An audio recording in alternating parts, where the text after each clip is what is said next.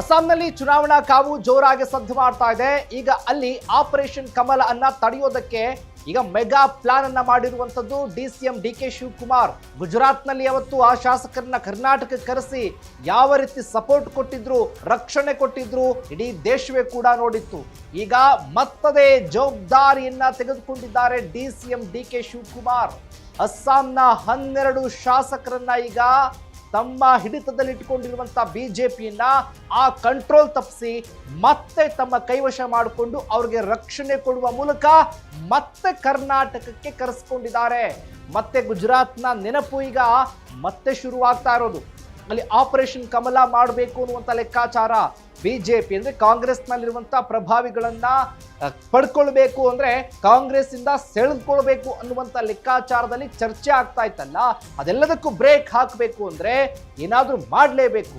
ಆಗ ಮಾಡೋದಕ್ಕೆ ಸಾಧ್ಯ ಆಗೋದು ಏಕೈಕ ವ್ಯಕ್ತಿ ಯಾರಪ್ಪ ಅಂದ್ರೆ ಕನಕಪುರದ ಬಂಡೆ trouble shooter DCM DK Shivakumar.